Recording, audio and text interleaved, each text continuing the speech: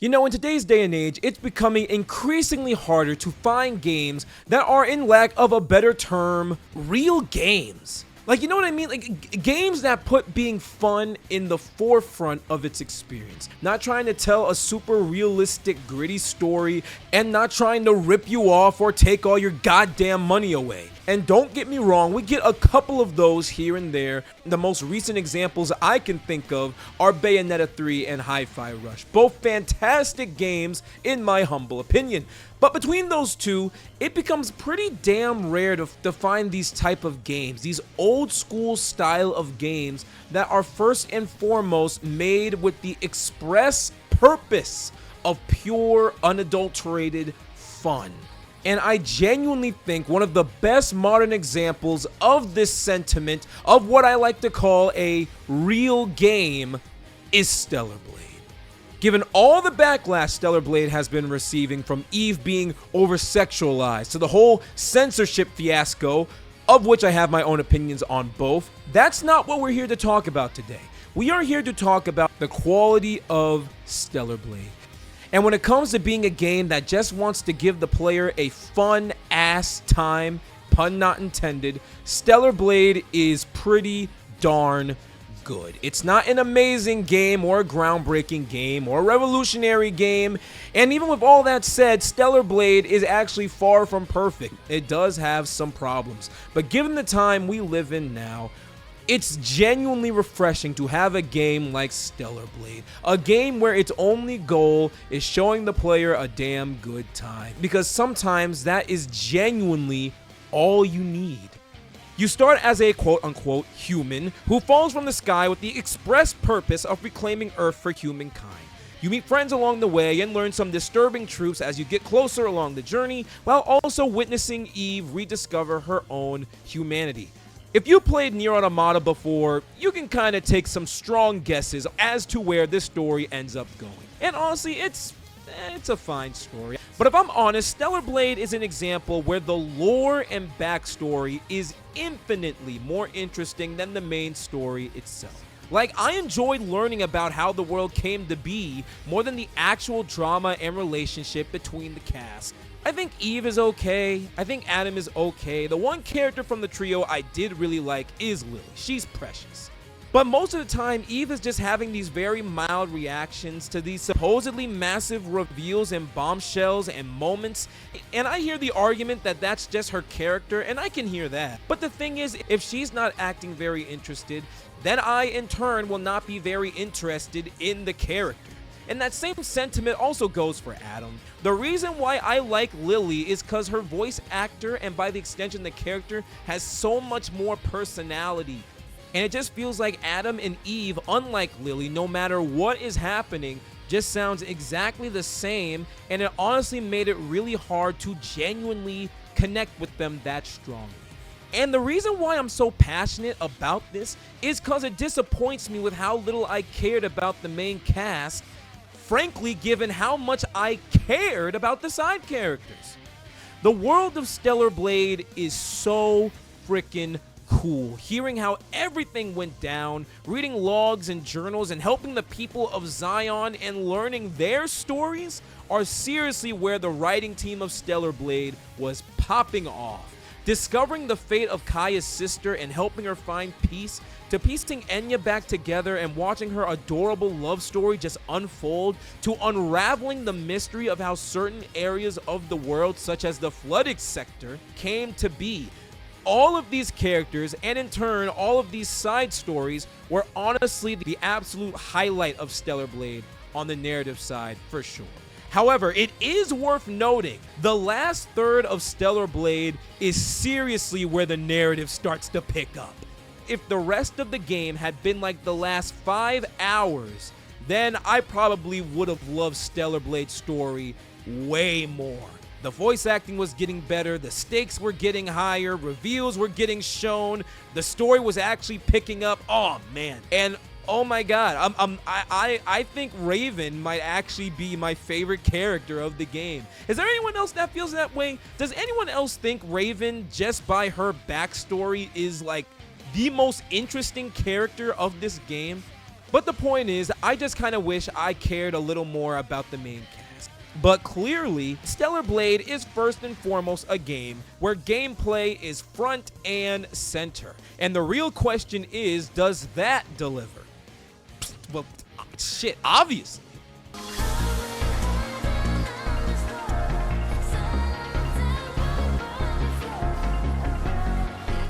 I mean, wait, let me be clear. The game has aspects of gameplay that, I'll keep it a buck, I don't think are that good. Platforming, for example, is present and not good. It's clumsy, kind of finicky, and always kind of a hassle to take a part of. Even if it doesn't appear too often, thank goodness for that.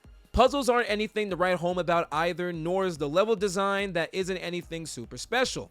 But okay, so what does Stellar Blade excel at? The presentation, the exploration, and the combat, which in the case of Stellar Blade are the single most important and impressive parts of this game. Like, let's start with the combat, which feels great. It is incredibly satisfying to battle the enemies in this game, from the smallest Naytibas to the boss fights that, while they start off good, they get better and better and even crazier as the game goes on. Combat, even when you're at your weakest, feels so satisfying that it's just an absolute blast to partake in. But like a good combat system should, it also feels very layered. Eve is not just a one-trick pony. She has a wider range of special moves, combos, tools, and gadgets to help her on her journey, and watching the combat evolve as the game goes on is both fun and extremely satisfying. Of course, you start the game with your basic light attack, your heavy attack, but then you unlock your beta abilities, and then you unlock your more powerful burst abilities, and then you even get your own power-up mode and tacky mode. And then as the game goes on, you build up your SP so you can begin to build up the power, range, and skills of each power-up, making them even more satisfying.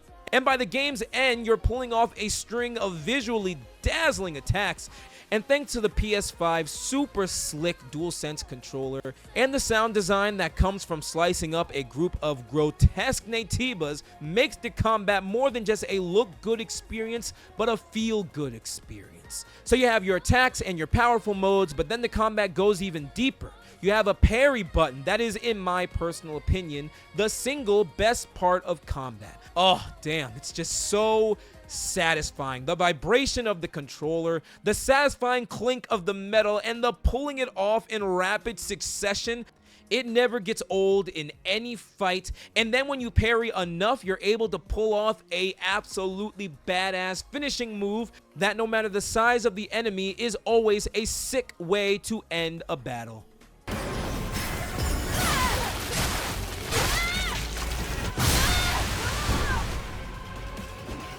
You have a lot of abilities and a lot of ways to combat your enemies, which honestly, for a game like this, is needed. I won't act like this is one of the hardest games or anything, but it is pretty demanding. The enemies' attacks at the very start of this game are relentless and do significant damage that, if you let your guard down, can kill you in just a few hits, and that goes double for the boss fights. In fact, while the boss fights in this game aren't necessarily difficult throughout the majority of it, they take an almost shocking incline in difficulty by the end game.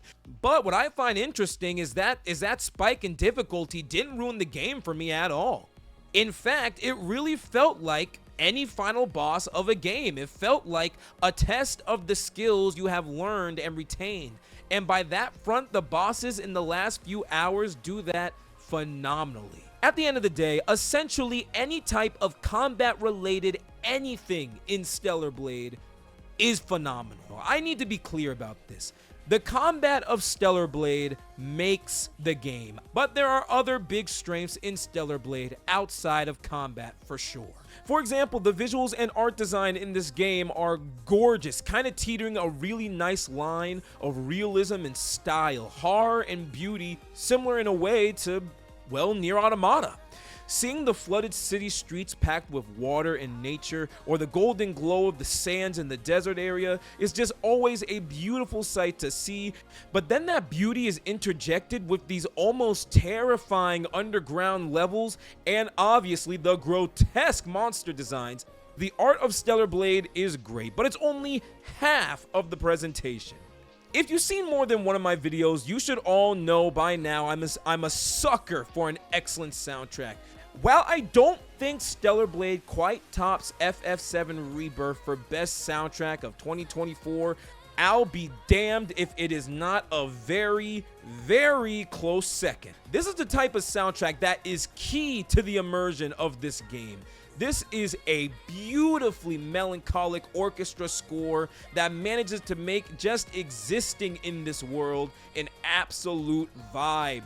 Best songs in the game, bar none, are Raven. That was a fantastic soundtrack to go with an incredible boss, and my personal favorite, the Demo Crawler boss. Or is it Demon Crawler? I'm honestly not sure. But whatever that boss that you fight during the end of that space level, yeah, that music is absolutely incredible. Oh god, it's just the I think it's the most badass song and badass moment of the game.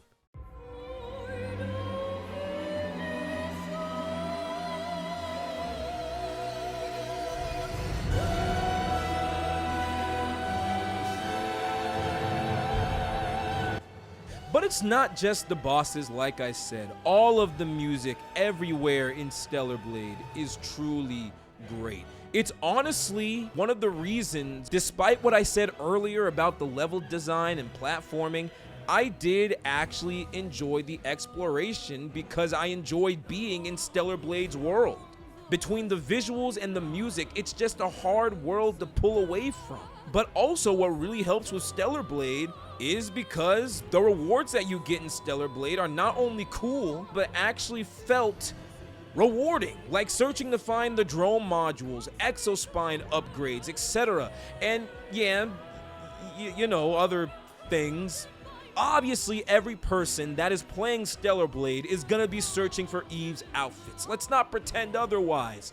But like I was saying about fun things to collect, there are other things other than those outfits to search for, like earrings, glasses, and even other outfits for your side characters. And that is actually really good incentive. It's nice to find new ways to customize your characters, particularly cause, and look, I legitimately mean this, okay? The costumes for Eve are also just legitimately really cool. Like there is this one sick, sporty yellow suit that you can equip for Eve that I swear is reminiscent of Kill Bill. That one is one of my personal favorites. But then again, so is just having Eve in a bathing suit.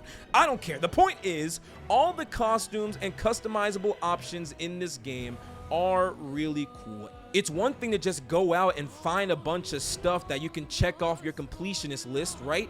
It's another thing to actively want to go out and find the stuff. Not only to get stronger, but because they are legitimately really cool. And Stellar Blade should really be praised for doing that. The music, the visuals, the designs, the absolutely crazy combat, it all just screams over the top, and I just love it. Yes, the main story is admittedly lackluster. And yes, there are a handful of aspects of gameplay that are just not that good. But damn it, who can sit here and really say that they care that much when you have a game with you fighting a giant monstrosity playing as a sexy woman dressed in a schoolgirl outfit? It's not gonna be perfect. It's not gonna make a lick of sense. But frankly, it doesn't have to. Because where Stellar Blade truly needed to succeed, it did it better than most games have done in some time. And that's creating a fun, rewarding action game that actually strives to first and foremost give the player some pure, unadulterated, absolutely bonkers fun. In other words, it's a pro gamer game designed by people who love games for first and foremost the enjoyment of the player.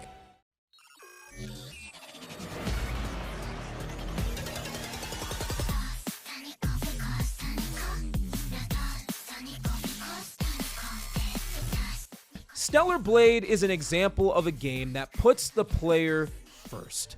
Yes, the main story is pretty disappointing, at least until the ending. Platforming is pretty whack, level design and puzzles are repetitive, but damn, when you partake in the exhilarating and satisfying combat with the incredible visuals and soundtrack, it's hard to not look at the past 30 hours and not be happy with the outcome. In many ways, it could have been better. Of course it could have. But as a whole, Stellar Blade is the most pro-gamer game I've played in a while. And when it comes to providing the player with an overall worthwhile game that actually respects the player's time, well, you really can't go wrong with Stellar Blade. It's a great action game that truly feels like the game gamers both wanted and deserved, and here is hoping we do not have to wait long for the next game from these devs, because they clearly know how to talk to their audience. And that was my review on Stellar Blade. Thank you guys so much for watching. Again, thank you for your patience. You know how long my reviews take. My next review, I haven't completely made up my mind yet, but I'm pretty sure my next video is going to be my retro review of Guardians of the Galaxy 2021. That is a game I've wanted to talk about for a long time, and I think I'm finally going to make that happen. But we'll see. Again, I'll keep you all posted on everything. Thank you all so much for watching. If you enjoyed the video, like and subscribe. It helps a ton. And if you want to stay up to date on what I'm doing, follow me on Instagram. That's @TheGamerCritic. Be good people, and I will talk to you guys soon. Okay, peace.